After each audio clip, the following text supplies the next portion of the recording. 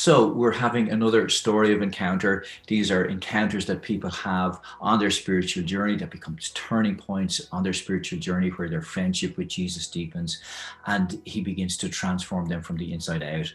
And I have Liva here this morning and she's going to share just something that's happened to her more recently. So just to start, Liva, maybe you could tell us a little bit about yourself. Yes. So a little bit about myself. So I'm 164 centimeters tall. I come from one of those north countries where there's a lot of coldness and snow.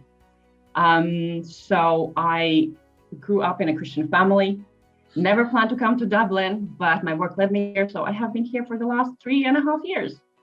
Okay, 3.5 years in Dublin. And it is cold where you're from. I know that. And recently you started, Liva, thinking about your thinking and you began to ask yourself some questions. And I suppose my first question would be like, what was the catalyst or the thing that caused you to begin to think about your thinking? Mm-hmm. So, well, it kind of happened in January. So I returned back from home after being home for Christmas. And I came back and vacation. And I knew that I have two hectic weeks at work. And after those hectic weeks, there was one day when I was like, okay, it will be such a peaceful day. And then I kind of kept working and suddenly I felt like, you know what, I don't have peace. And so I started to kind of thinking about it, why I don't have peace when it's just such a peaceful day. And then I realized that I have this feeling of guilt if I don't push myself to work every minute of my day. Mm. And then, so that caused you to begin to think that there's something maybe wrong with your thinking, especially actually wrong with what you believed about God or what you thought about God. So what were you coming to realize in this process of thinking about your thinking? Yeah, I think it was not only about what I believed about God, but also about myself. I started to dig deeper in myself and just understand, okay, what is actually happening? And I started to write down those things that is causing this unpeacefulness and pressuring me. So a couple of the things that I wrote down was that I think that I have to know how to do everything, that I have to earn God's favor by doing a good job. And if I do a good job, he'll say, well done, my child, you get a lollipop.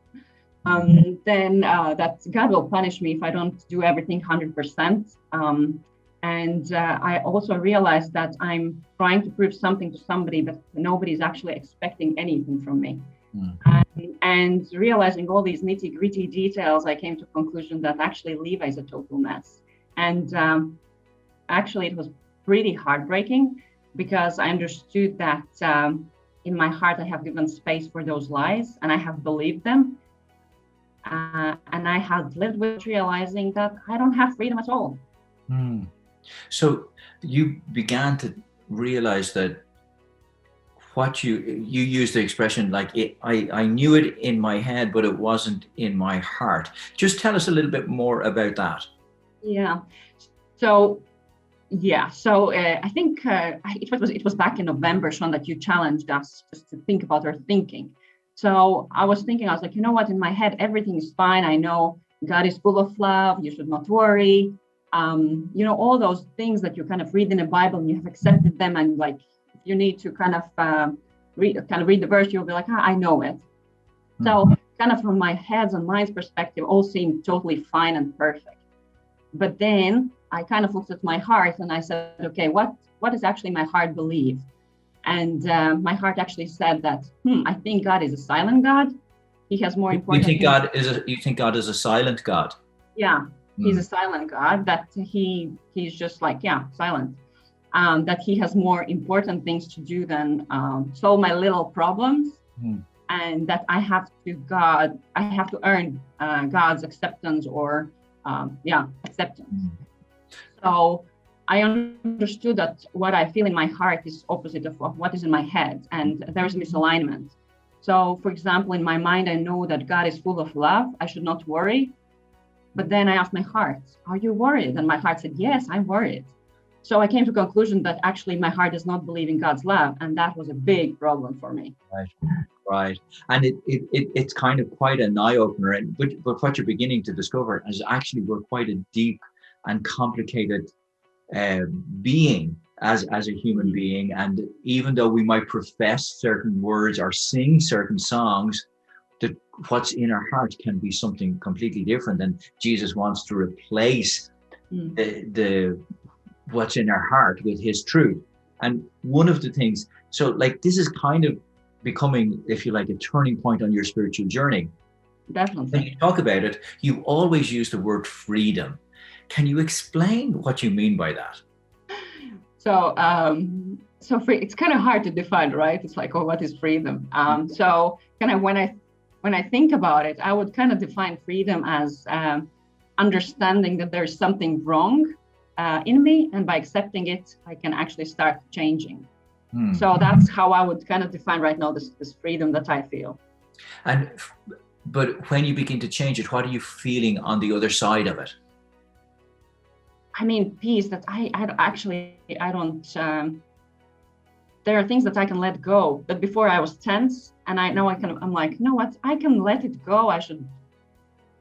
It will be as it will be. Like, for example, at work, if I receive, let's see, I'm negotiating a deal like for a couple of months, and then it just breaks apart, and I can kind of start kind of pressuring myself and say, Liva, you did a bad job. You could kind of try harder. On the other side, I can say, okay, God, I ask for your blessing for my day. I know that you have done through me everything you could. So maybe this is your way. Actually, you don't want this deal to happen. And let it all go and just say, okay, God, let's see where you're going with this.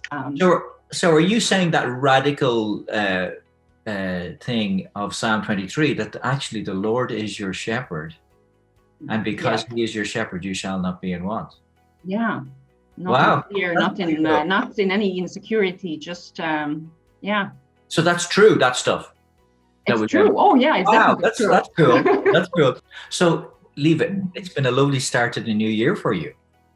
Oh, yeah. It's lovely, but at the same time, very kind of like, there were a couple of times where it was just like tears, and I was like, I stopped everything listening. It was just like, okay, I need total silence just to think where I am and who I am and so on. So, but right now I'm like, you know what? It has been a really good January. Yes.